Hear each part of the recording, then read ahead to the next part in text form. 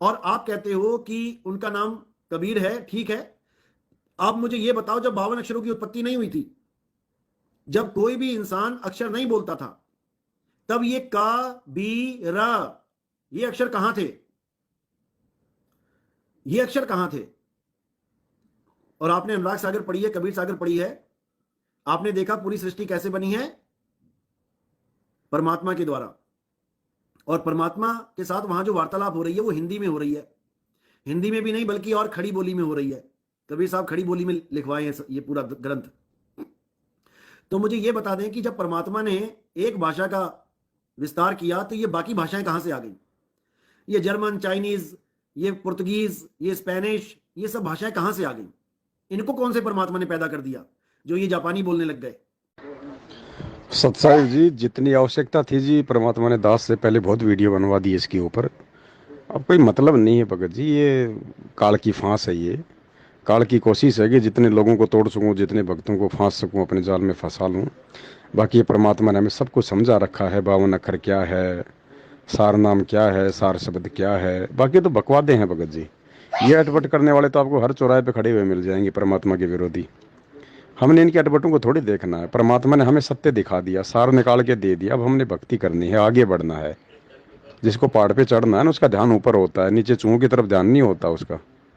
तो ये कुछ नहीं भगत जी, ये काल के एजेंट हैं, काल के दूत हैं। ये हर समय रहे हैं और ये उआबाई ही बकेंगे, फालतू की बातों को लेके बकेंगे। बाकी भाषाएं कहाँ से आ गई, बाकी भाषाएं कहाँ से आ गई।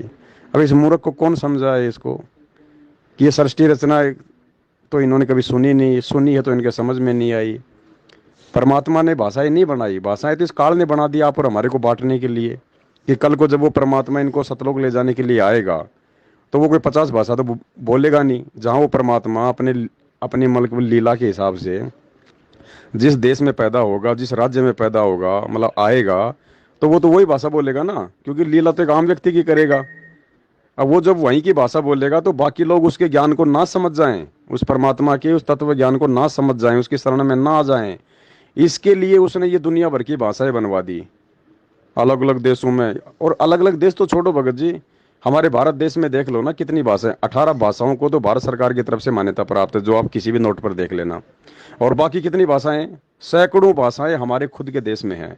तो पूरे विश्व में कितनी होंगी, कई हजारों भाषाएं। तो ये काल का भयंकर षड्यंत्र जाल है हम जीवों को फंसाने के लिए, कि हम परमात्मा के संपर्क में ना आ जाएं। लेकिन परमात्मा तो उसका बाप है। अब मालिक ने ऐसी ऐसी एप्लीकेशन बना दी, ऐसी ऐसी एप्लीकेशन बना दी, ऐसे ऐसे परमात्मा ने सिस्टम बनवा दिए। अब ये बाधाएं समाप्त हो जाएंगी, सब भाषाएं डबिंग होने लग गई। आप एक भाषा में बोलो, जितनी भाषाएं सब में आपकी मतलब आवाज़ जाएगी, सब में आपके लेख लिखे जाएंगे। तो परमात्मा उसका बाप है, वो इसके जाल को काट रहा है। तो ये चीज़ें ये लोग नहीं समझ पाएंगे, काल की एजेंट है, इनको पता भी नहीं है और ये समझ भी नहीं पाएंगे। ये काल के दूत केवल भगत जी उतना ही बोलते हैं, उतनी नौकरी करते हैं जितना इनको काल के द्वारा जो है निर्देशित किया गया होता है। तो ये जो मदनपंथी है, ये नितिन है भगत जी, बकवादी आदमी है। दास ने तो पिछले 4-5 साल से इसकी तरफ ध्यान देना ही छोड़ दिया भगत जी, बकवादी है। मैंने जितने वीडियो बनाने थे इसके ऊपर मैंने बना दिए, और इसको क्या पता, इसको सार नाम का। बकवादी है आदमी है। परमात्मा को आलू टमाटर की तरह बांटने आता है क्या सार नाम यहाँ पे? ये तो मैनेजमेंट है, ये भी इस नितिन का भाई है। सतलोक आश्रम मैनेजमेंट भी इस नितिन काल के दूत का ही दूसरा भाई है भगत जी। अब ये भी आलू टमाटर की तरह जो है सार नाम बेच रहे हैं, मैनेजमेंट वाले सार शब्द बेच रहे हैं। तो संत रामपाल जी कोई बच्चे थोड़े थे क्या? उनको आगे का दिखाई नहीं दे रहा था क्या कि ये क्या ड्रामा करेंगे? तो ओरिजिनल सार नाम तो भगत जी अभी तक किसी को दिया ही नहीं परमात्मा ने। अभी तक कोई सार नाम प्राप्ति की योग्य हुआ ही नहीं है। आप संगत की हालत देख लो पहले, नरेंद्र मोदी की रैलियों में धक्के खाती फिर रही है, वो सार नाम के लायक है क्या? वो तो प्रथम नाम लेने के ही लायक नहीं है। सार नाम तो बहुत दूर की बात है। सार नाम के लिए तो परमात्मा धीरे धीरे सात संगति से अपने बच्चों को योग्य बना रहे हैं, लायक बना रहे हैं। उसके बाद परमात्मा वो 3 अक्षर का नाम देगा, सार नाम। और उसके बाद फिर सार शब्द की बारी आएगी। सार शब्द को देने का नहीं है भगत जी। सार शब्द तो मतलब सार नाम की जो कमाई हम करेंगे और ज्ञान को आधार बनाएंगे, सात संगति से जुड़ जाएंगे, तो जब हम अपने गुरु में जो है हम लोग जब परमात्मा देखने लग जाएंगे, तो हमारा गुरु ही तो सार शब्द है। हमारा गुरु ही तो सार शब्द भगत जी। और क्या है सार शब्द बताइए? और ये बहुत सारी बातें भगत जी ऐसे समझ में नहीं आएंगी। ऐसे तो आपको हर चौराहे पे काल के दूध खड़े मिलेंगे अटपट करके। मालिक कहते हैं बीजक की बाता नहीं, बीजक मतलब बीजक की बाता कहें और बीजक नहीं हाथ, और पृथ्वी डूबोण उतरे ये कर कर मीठी बात है। अब ये कहता कि 52 अक्षर में है ही नहीं वो नाम, 52 अक्षर में है ही नहीं। अरे तो तू बता दे भाई, तेरे पास है तो तू बता दे ना कौन से अक्षर में है। अब 52 अक्षर हमारे भगत जी भोले हैं, भगत समाज हमेशा भोला होता है। संगत चाहे आप आसाराम की देख लो चाहे राम रहीम की, संगत भगत जी नादान होती है, संगत भोली होती है। अब गुरु जी के सत्संग तो अपने भगत भी नहीं सुनते, इसीलिए तो हो रहे हैं भर में थे। अब गुरु जी ने अपने सत्संग में कई बार कह रखा कि बच्चों 52 अक्षर का मतलब क्या होता है, कि वो जो सारनाम है, वो जो शब्द है परमात्मा का, वो इन 52 अक्षरों में नहीं है। इसका मतलब परमात्मा ने बताया कि इस कबीर परमात्मा के आने से पहले इस धरती पर ये सोहम शब्द नहीं था, और परमात्मा ने आने के बाद में सोहम शब्द को जो है शास्त्रों में लिखवाया है। उसके बाद से ये सोहम शब्द का ये प्रचलन हुआ है। उससे पहले कोई भी शास्त्र में आपको सोहम शब्द देखने को नहीं मिलेगा, किसी भी शास्त्र में, किसी भी शास्त्र में आपको सोहम शब्द देखने को नहीं मिलेगा भगत जी। तो इसका मतलब ये है कि उस परमात्मा के आने से पहले ये जो 52 अक्षर थे, क्योंकि 52 अक्षर ये कह गए जो भी है दुनिया जो बोलती है, जापानी लोग जो जापानी भाषा बोलते हैं वो उनके 52 अक्षर हो गए, जो भी हैं जो 12 अक्षर हैं 50 अक्षर हैं। हमारे जो ये आता है जो कह गए ये जो मतलब की 52 अक्षर बोले जाते हैं, ये मतलब इस प्रकार से। तो परमात्मा के आने से पहले इन 52 अक्षरों में ये सोम शब्द नहीं था, ये मालिक ने आने के बाद में दिया है। क्योंकि वेदों में कहा गया है कि वो परमात्मा जब धरती पर प्रकट होता है वो स्वयं ही वो गुप्त मंत्रों का जो है वो आविष्कार करता है, उससे पहले नहीं होता वो मंत्र। तो कहने का मतलब ये है कि मालिक के आने से पहले यहाँ के 52 अक्षरों में वो अक्षर नहीं था, और आने के बाद परमात्मा ने 52 अक्षरों में दे दिया वो अक्षर। अब इनको तो वही वाणियां पकड़ के अपनी मतलब की इनको तो भगत जी अटपट करना होता है। और रही बात सार शब्द की, सार शब्द कोई ना कोई देने का, ना कोई खाने का, ना कोई पीने का, वो तो महसूस करने का वस्तु है भगत जी। और वो महसूस होगा सार नाम की कमाई से, यानी सार नाम की कमाई से और ज्ञान को आधार बनाने से आप अपने गुरु में परमात्मा देखोगे। उनके अलावा जिस दिन आप किसी को भी पूजना छोड़ दोगे, किसी को भी मानना छोड़ दोगे, आप पूरी तरह से आश्रित हो जाओगे, तो मिल गए आपको सार शब्द।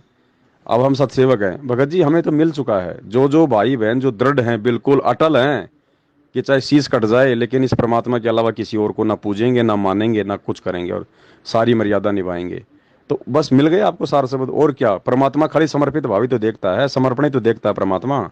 उसके बाद मालिक कहते हैं मैं कर दूं पल में पार हो जा रजा, 1 सेकंड में तुम कर दो पल में पार हो जा रजा थारी। किसने हाथ पकड़ा इस परमात्मा का, 1 सेकंड में उड़ा देगा, काल को भी नहीं पता कौन से रास्ते से ले गया। जिस दिन परमात्मा इतना इस समर्पण भाव देख लेगा, तो वो ही सार शब्द है। अब मैनेजमेंट ने तो धंधा बना रखा है, जो भी मंत्र देता है ये एक पाठ में या फिर 1 लाख रुपए इसने फीस कर रखी है, 1 लाख रुपए सार शब्द के लेता है, 21,000 रुपये सार नाम के लेता है। इन्होंने तो अपना धंधा सेट कर रखा है। तो ये भी तो नितिन रायजादा के दूसरे भाई हैं, तो इनको परमात्मा ने साइड में करना है। इस मैनेजमेंट को परमात्मा ने संगत से भगत जी अलग करना था। और ये काल का एजेंट था, जो गुरु जी का जो मुख्य जो परिवार वाले हैं सभी काल के एजेंट थे। और संगत की ये नादानी थी, संगत परमात्मा के ज्ञान को समझ नहीं पाई, जिस कारण से उनके परिवार पे विश्वास करके काल के जाल में फंस गई। तो ये मरो हमें इससे क्या लेना देना भगत जी, हमें समझ में आ रहा है ना सारी चीजें। बाकी भगत जी काल का लोक है, बहुत सागर है, ना कोई मेरे समझाने से समझेगा, ना कोई भगवान के समझाने से समझेगा वही जिसके लिए परमात्मा ऊपर से नीचे उतर के आते हैं बस। और मालिक को केवल उतने चाहिए, बाकी तो भीड़ है, बाकी तो परमात्मा बीज डाल के चला जाता है पूरी धरती पर। जितने भी प्राणी है, चाहे ले लो नाम आ जाओ, कौन सा फीस ले रहा है परमात्मा जो है कलम चढ़ा देगा आत्मा के ऊपर। वो तो मालिक को पता है कि ये पार नहीं होनी भीड़ जो मेरे पीछे लगी हुई है, लाखों करोड़ों भगत, ये पार नहीं होंगे। लेकिन जिनको परमात्मा लेने आता है हीरे मोतीलाल को, उनको समझ में आ जाती है, जैसे मुझे आ गई, आपको आ रही है, और भक्तों को आ रही है। तो जो बीज होंगे परमात्मा के, जो हंस होंगे, जिनके लिए परमात्मा आए हैं, जिनको लेके जाना परमात्मा ने, आ गई उनके समझ में। उन्होंने मान लिया अपने गुरु को भगवान, उन्होंने फाड़ के फेंक दी फोटो में ये दाढ़ी मूंछ वाली नितिन रायजादा के भगवान की, उस कबीर की। तो हमें तो मिल गया सार नाम, सार शब्द भी मिल गया, हमें तो सब कुछ मिल गया। अब तो सिर्फ हमें इंतजार है कि परमात्मा आए और हमें जो है वो लेके जाए, बस यही सार शब्द है, और कुछ नहीं है भगत जी इसके अलावा। बाकी सब माया जाल है, यहाँ पे सब माया जाल है। सत साहेब।